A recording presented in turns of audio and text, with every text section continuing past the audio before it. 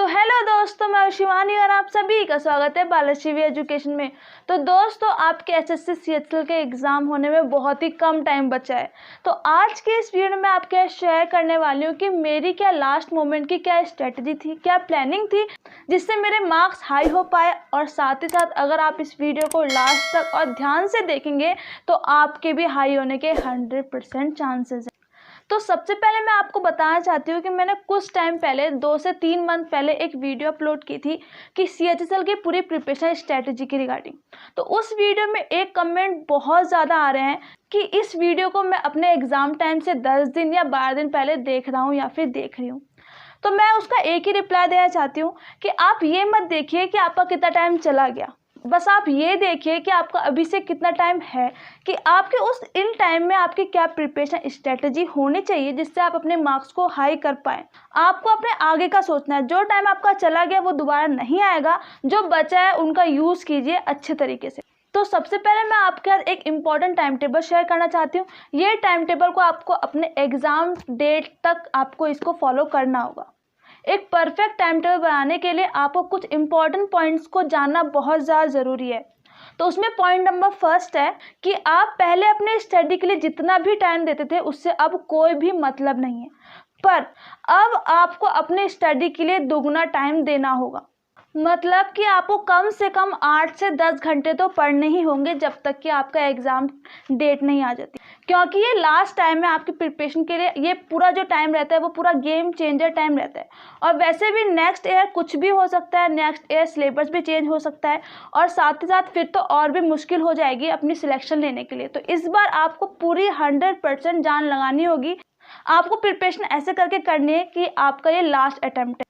Point number second है कि मैंने आपको प्रीवियस वीडियो में जितने भी इम्पॉर्टेंट टॉपिक बताए हैं या फिर आपने उन इम्पॉर्टेंट टॉपिक्स जितने भी टॉपिक्स को कवर किया, तो आपको ये जो लास्ट टाइम बचा है उस टाइम में आपको किसी भी न्यू टॉपिक्स को पढ़ना नहीं है। जो भी टॉपिक आपके कवर हो गए, जो भी टॉपिक आपके कंप्लीट हो गए, आपको उन्हीं टॉपिक को रिवीजन करना है, उन्हीं टॉपिक को आपको और ज़्यादा स्ट्रॉन्ग करना है। इतना स्ट्रॉन्ग करना है उन्हीं पढ़े हुए टॉपिक्स को कि आपसे उस टॉपिक में से एक भी क्वेश्चन छूटना नहीं चाहिए, एक भी क्वेश्चन आपका नेगेटिव में बिल्कुल भी नहीं जाना चाहिए। तो इसलिए आपको कुछ भी न्यू नहीं पढ़ना है। जो आपने पढ़ लिया है अभी तक, जो भी आपने इंपॉर्टेंट टॉपिक्स को कवर किया है, उन्हीं टॉपिक का रिवीजन स्टार्ट करना है। पॉइंट नंबर थर्ड और इम्पॉर्टेंट करंट अफेयर्स के सेक्शन के लिए, तो आपको इसमें करंट अफेयर्स के इम्पॉर्टेंट टॉपिक को तब तक पढ़ना है जब तक कि आपका एग्जाम डेट नहीं आ जाता। मतलब कि यदि अगर आपका एग्जाम 12 अप्रैल को सेकंड शिफ्ट में, तो मतलब आपको मॉर्निंग तक के आपको सारे जो पेपर पॉइंट ऑफ व्यू से इंपॉर्टेंट करंट अफेयर्स जो लगते हैं आपको तब तक के याद करने हैं। क्योंकि प्रीवियस ईयर पेपर में ऐसा बहुत बार देखा गया है कि बिल्कुल लेटेस्ट एग्ज़ाम टाइम से पहले के आपको करंट अफेयर एग्ज़ाम में पूछे गए हैं। तो ये बहुत ही इंपॉर्टेंट चीज़ है। तो आप इसको अभी से ही ध्यान देना और कॉपी में नोट करते हुए जाएं जो जो आपको इंपॉर्टेंट क्वेश्चंस लगते हैं। पॉइंट नंबर फोर्थ कि आपने अभी तक जनरल नॉलेज की जितनी भी प्रिपरेशन कर ली है, अच्छे तरीके से की है या फिर थोड़े कम अच्छे तरीके से की है, तो आपको कुछ भी न्यू नहीं पढ़ना है। जितना आपने पढ़ लिया आपको उन्हीं चीज़ों का रिविज़न करना है। और जो भी टाइम आपका बच जाता है आपको उन सब्जेक्ट पे ज़्यादा फोकस करना है जो आपको कम टाइम में ज़्यादा मार्क्स देंगे, कम मेहनत में ज़्यादा से ज़्यादा मार्क्स ला के देंगे। तो फोकस करना है आपको इंग्लिश पर, फोकस करना है आपको मैथ्स पर, रीजनिंग पर एंड करंट अफेयर्स पर।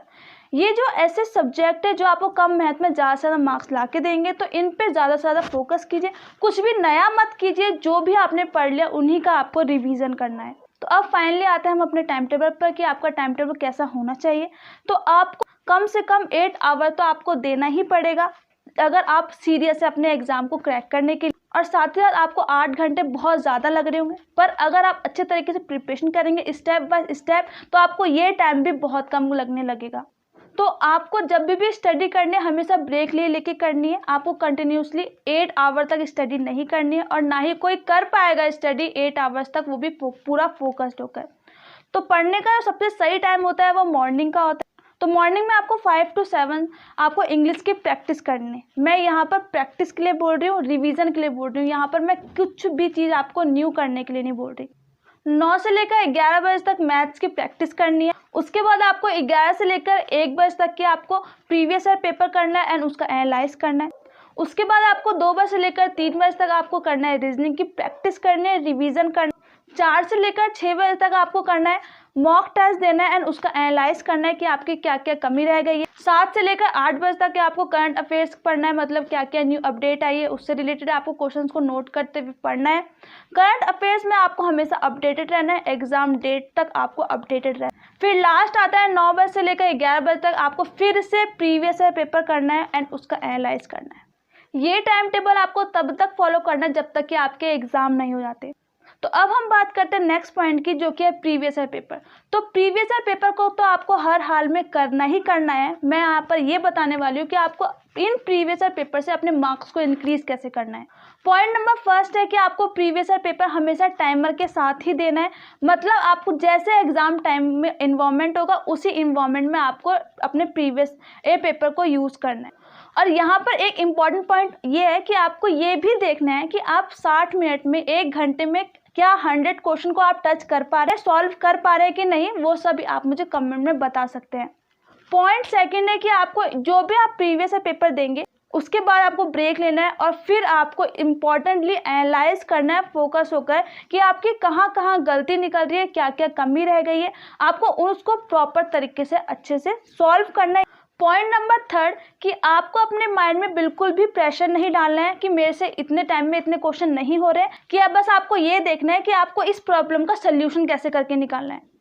पॉइंट नंबर फोर्थ और सबसे इम्पॉर्टेंट जो आपके मार्क्स को इंक्रीज करेगा, जो कि है आपको जो भी प्रीवियस पेपर आप जो देंगे उसमें से जो भी आपको इम्पॉर्टेंट क्वेश्चन लगते हैं, स्पेशली इंग्लिश के, स्पेशली आपको जनरल नॉलेज के, उन इम्पॉर्टेंट क्वेश्चंस को आपको उसी टाइम कॉपी में नोट करते हुए जाना है और साथ ही साथ याद भी करते जाना है। और बात रही रीजनिंग की और मैथ्स की, उसके आपको पैटर्न को समझना है, ये देखना है कि इस पैटर्न से रिलेटेड आप सारे टाइप के क्वेश्चंस को कर पा रहे हो कि नहीं कर पा रहे हो। अगर नहीं कर पा रहे हो तो आपको उसी समय करना है, करने की प्रैक्टिस करनी है, कुछ भी नया नहीं करना, बस उन्हीं चीज़ों की आपको प्रैक्टिस करनी है। तो जिसने भी यहाँ तक की वीडियो देख ली उसके लिए एक इम्पॉर्टेंट टिप कि आपको किसी भी क्वेश्चंस पे ज़्यादा टाइम वेस्ट नहीं करना है। मतलब एग्ज़ाम टाइम में आपको जो भी क्वेश्चंस नहीं आ रहे होंगे उसकी 80% पॉसिबिलिटी कि वो ही सेम क्वेश्चन किसी को भी नहीं आ रहा होगा। तो ऐसे क्वेश्चन जानबूझ के एग्ज़ाम में दिए रहते हैं, उन क्वेश्चंस पे आपको टाइम वेस्ट नहीं करना है। पर ये कंडीशन तभी अप्लाई होगी जब आपने 80 to 90% अच्छे तरीके से प्रिपरेशन कर रखी है। ओके, तो अगर आपने ओनली 50 to 60% प्रिपरेशन ही कर रखी है और आपको लग रहा है कि ये क्वेश्चन मुझे नहीं आ रहा तो किसी को भी नहीं आएगा, तो ये बहुत बड़ी बेवकूफ़ी होगी। ऐसा बिल्कुल भी नहीं सोचना है आपको।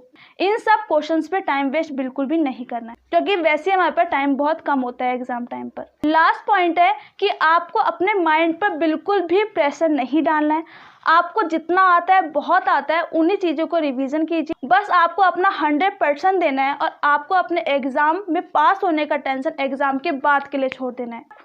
तो ये जो मैंने आपका इम्पॉर्टेंट टिप शेयर किए वो उन सारे टिप्स को मैंने लॉयल्टी के साथ फॉलो किया था।